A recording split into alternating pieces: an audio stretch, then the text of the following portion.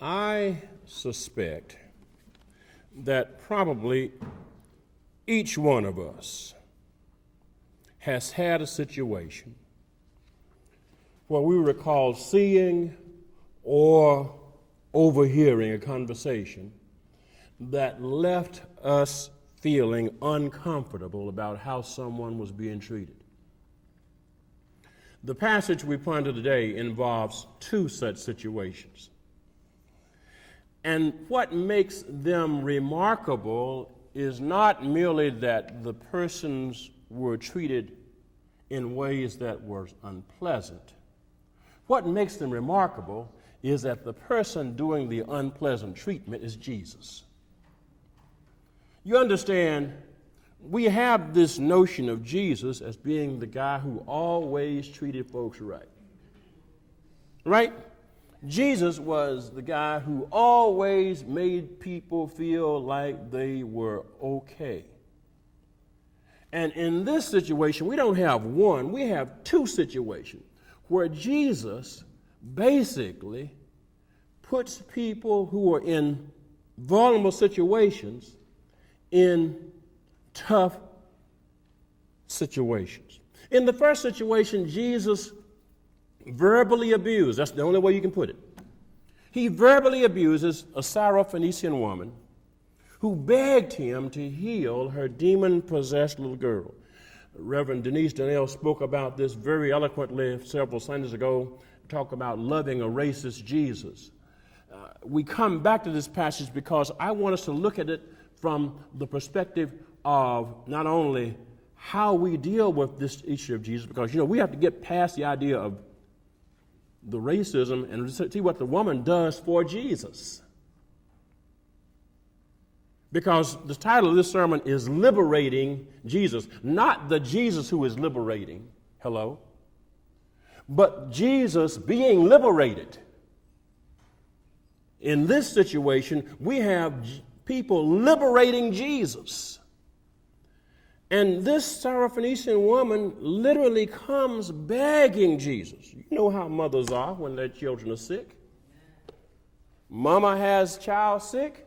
Mama will move heaven and earth for her sick child. And so she comes to this place where Jesus apparently had gone for a retreat, and she begs Jesus to heal her demon-possessed child. We probably would say she had mental illness. She had some condition, some affliction that rendered her unstable. She would probably be a candidate for Sister Pat's therapy practice or Regina's therapy practice. Somebody would probably put her on drugs, Ritalin or something to calm her down. But you can understand how the mother was feeling, okay? And this is the mother coming to Jesus asking for help, and Jesus not only turns her down, Jesus says, it's just not right to take the children's food and feed it to the dogs. Now, Jesus called the woman and her little girl and her entire community dogs. She had to engage in what amounted to was a verbal wrestling match with Jesus, saying, hey, yeah, but even the dogs under the table get the crumbs. I mean, she had to trump Jesus in order to get her blessing. And Jesus in Mark's gospel says, okay, for saying that, you got your blessing, go, your daughter's healed. In Matthew's account of this text, Jesus says, your faith is great. Mark doesn't talk about the faith. Mark says, your logic is terrific. You've out-argued me. You said, hey, it's not about the food from the table, it's about the crumbs under the table, and the crumbs on the table belong to child too. Second situation happened as Jesus was later moving through another Gentile community in a region known of 10 cities known as the Decapolis. That's how you get the Decapolis, the 10-city region. Friends of a deaf man who had a speech impediment brought their friend to Jesus, and as had the Syrophoenician woman, begged Jesus to heal him. And this time Jesus acted without reluctance and healed the deaf man, whose speech impediment was immediately also healed. But then Jesus does something else strange. Then Jesus tells a man who had been deaf all his life and who could not talk, not to tell anybody what he did.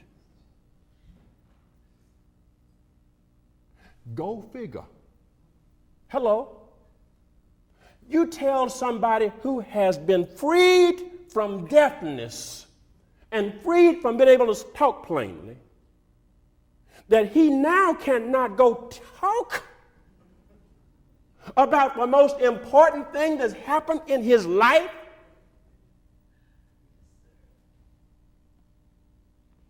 How do we make sense of this? And we have to make sense of this, okay? This is in our New Testament. We have to make sense. How do we make sense of Jesus ordering a man who has lived in the grip of his deafness and inability to communicate not to talk about being restored to health and community? And what do these lessons mean about our faith in the goodness of God and how we have to deal with our ability to respond and act in the power of that goodness and the way we treat vulnerable people? Beyond that, what does this lesson mean for us when we get people dealing with us like Jesus dealt with these folk? Now, people have tried to rehabilitate Jesus in these accounts. You know, we can't let Jesus look bad. And so, as you can imagine, people have tried to rehabilitate Jesus and how he behaved. Some folks said, now, Jesus might have been having a bad day. Or he was tired, and therefore he's grumpy. You know how we do. You look over him, she's just having a bad day. She's tired. And all of us have said stuff and done stuff because we're fatigued, that we really didn't come from our better selves. You know, long day at work, long day, all of the heathens acted heathenish toward you, and you come home and somebody asks you something that really does not really mean anything harm, but your last nerve was frayed 10 minutes ago, okay? And you're working on fumes right now. And so what comes out of your mouth isn't your best stuff. And so people say that this explains what's going on with Jesus. Some people speculate that Jesus may have been taken aback because the idea, here's a woman coming to him. She's a Syrophoenician. She's a Gentile woman. And you understand, Jesus was in this male-dominated world, and women don't just walk up on men and ask for stuff.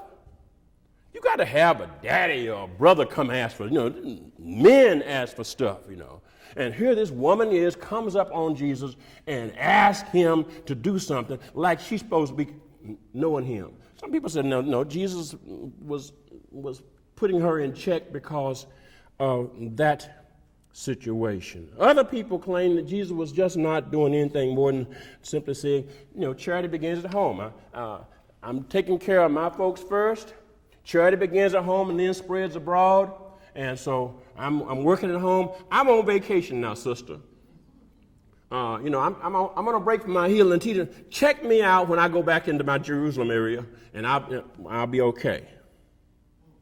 And then some commentators think that Jesus may have ordered the healed man and his friends to keep silent about the healing because Jesus really didn't want to get the word out about his ministry so much. He wasn't trying to put out the word. Didn't want to look like a show-off.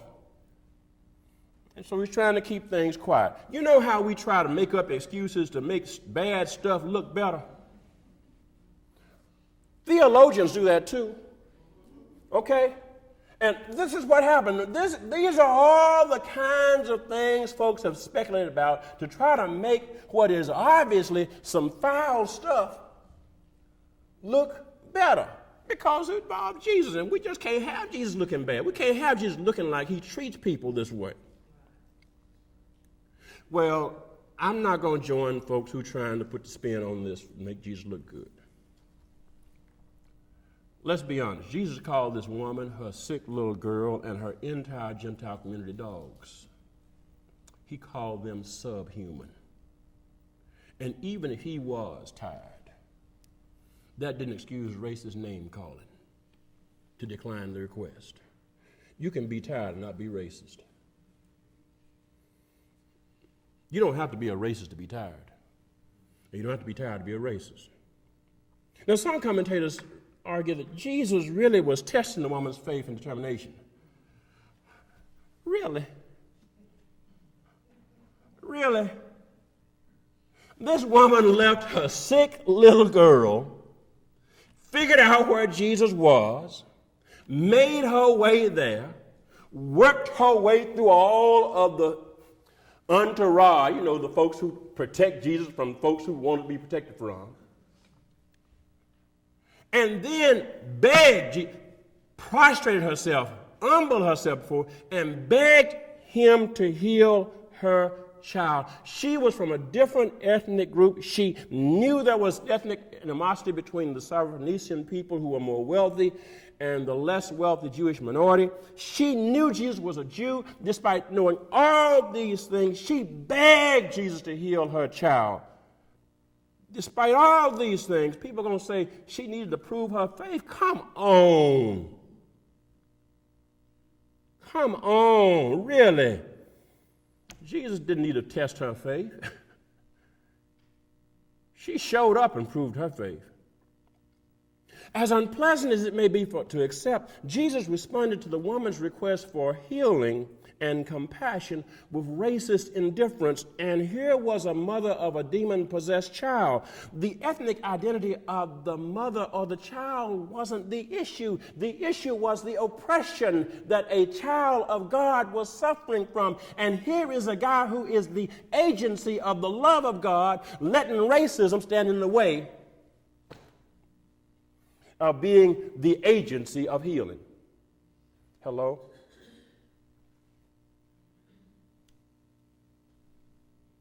And don't say that when he called them dogs, he was trying to be talking about treating them like pets. No, dogs are beasts.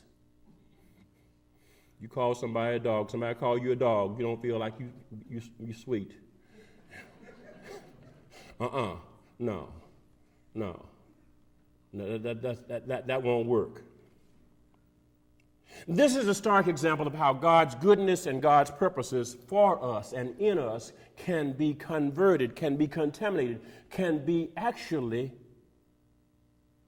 blocked by our obedience to tradition and prejudice and social custom. We can, even in the name of God, let custom and tradition and our culture stand in the way of the goodness of God coming through. And if it can happen to Jesus, it can happen to you and me. And the notion that Jesus may have initially denied this mother's request on behalf of her oppressed daughter because the request came from a woman rather than from a man adds sexism to racism on it. It doesn't make it better. It just makes it worse. So no matter how much we love and revere Jesus, we can't and shouldn't try to spin the racism and the sexism out of this lesson. Instead, we need to learn from it. We need to learn from this lesson and learn how privileged people, including privileged religious people, have mistreated unprivileged people across history and even today.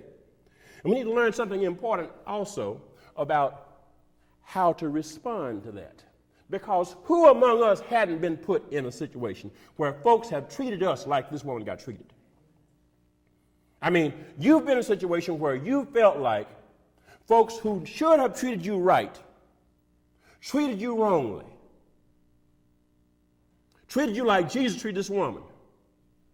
And so this lesson gives us some good teaching points on how we should behave.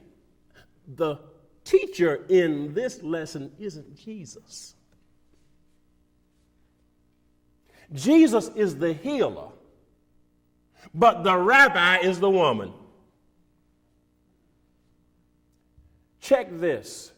The woman tells Jesus, no, even the dogs under the table get the crumbs.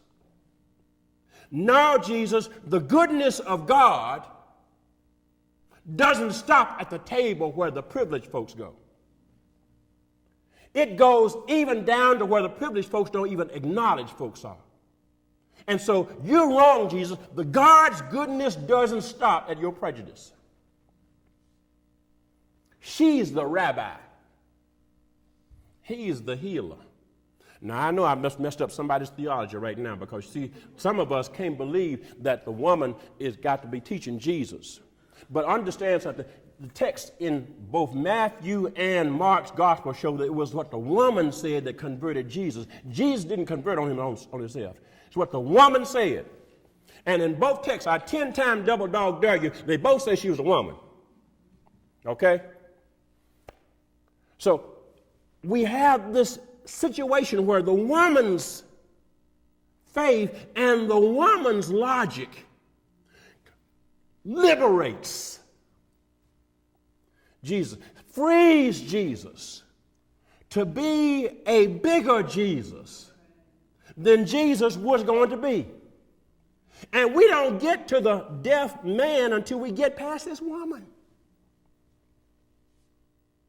It's what Jesus does in the life of this woman, or rather what this woman does in the life and ministry of Jesus that sets the stage for what happens with Jesus and this deaf and speech impaired man. Because this man is also Gentile. He's in a Gentile community. And now when Jesus goes to him, he doesn't put up this "is not right for." Jesus heals the man straight away. See how she liberated him? And then he messed it up.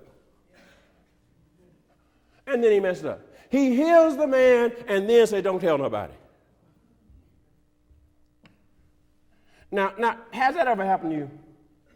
Somebody give you a blessing. Somebody give you a blessing and then tell you, don't tell nobody, I helped you. Hello? Don't tell anybody, I helped you. Don't tell anybody how you actually got your bills paid. Don't tell anybody how you got out of trouble.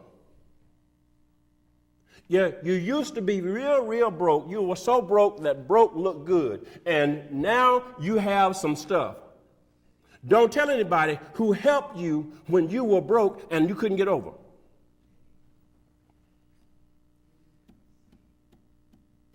That's what Jesus did. I don't want you to brag on me. No, understand that as a result of what Jesus did, this man was able to talk. He was able to speak. He became part of a community. The ability to communicate is essential to be feeling like you're in community. Community and communicate have the same prefixes. You can't be in community if you cannot communicate. And so Jesus enabled this man to communicate and therefore enter in community, and then told him you cannot go into community and communicate about what brought you in to community. Teaching point here. Just like the woman liberated Jesus, the man defied Jesus. Notice something. The man, despite all that Jesus told him, don't tell, the man went and told. And notice that it was Jesus's friends, Jesus's objection to telling that was violated. This person disobeyed Jesus. Now, where is the teaching point in this? How many times we church folks set up rules? Church folk set up rules. Church folk rules. Don't wear pants in church. Hello? And some of us are old enough to remember that. Don't wear pants in church. You can't wear one. I have a friend who was a preacher, and she preached a sermon, guest sermon, and the pastor's wife told her, "Don't preach with open-toed shoes in church."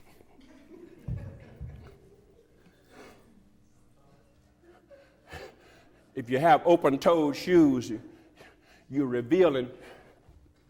I'm wondering who's got the foot fetish here.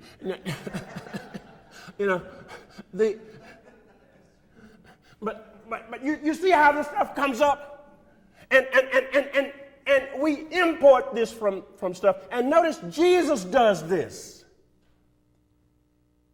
But notice how the end of this lesson goes. The end of this lesson is people are praising God because this man is talking. They are praising God and saying, we haven't seen this before. This power to open deaf ears and to liberate speech. They don't get to praise if he doesn't defy Jesus. There is some praise that won't happen in people's lives unless we violate some church folk rules.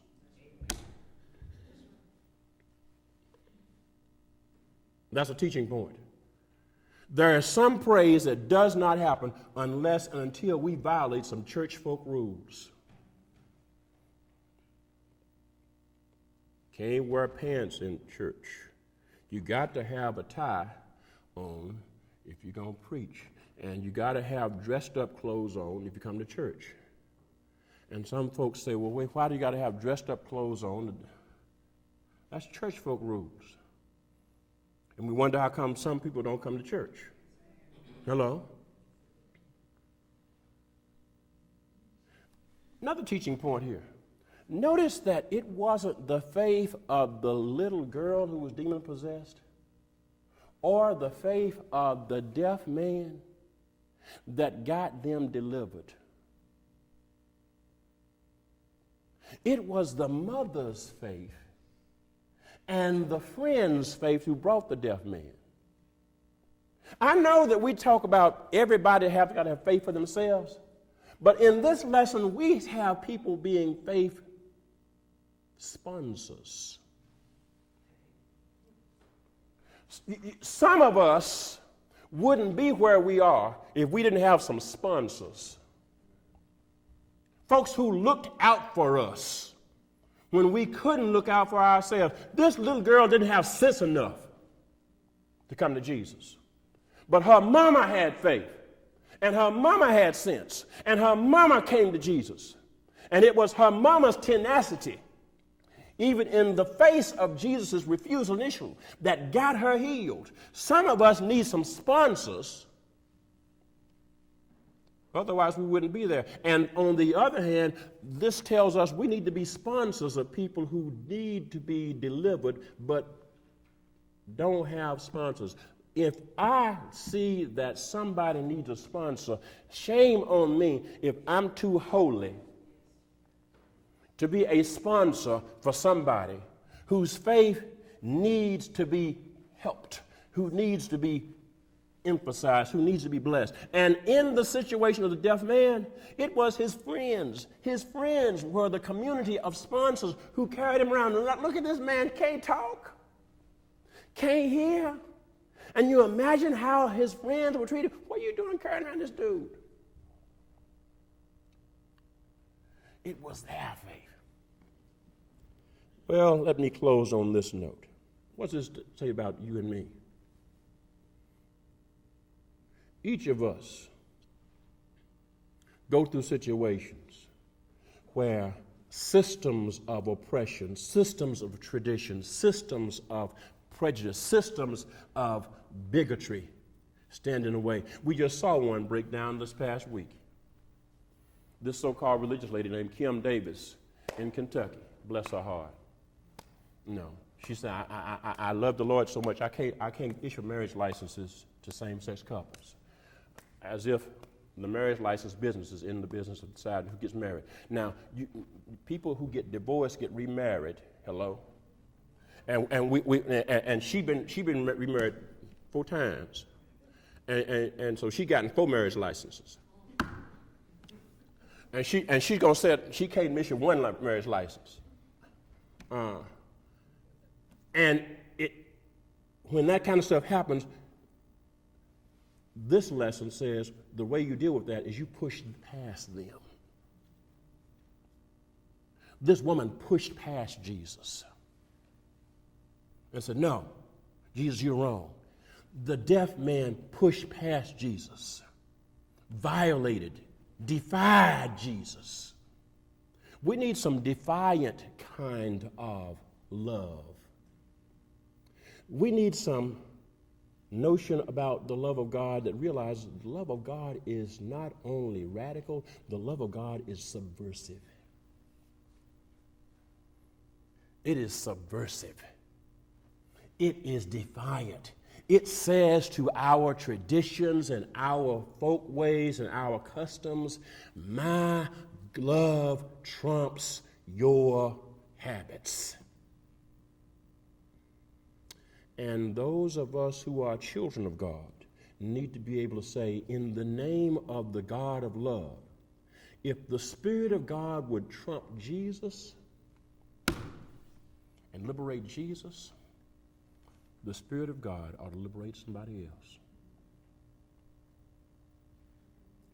If Jesus can be liberated,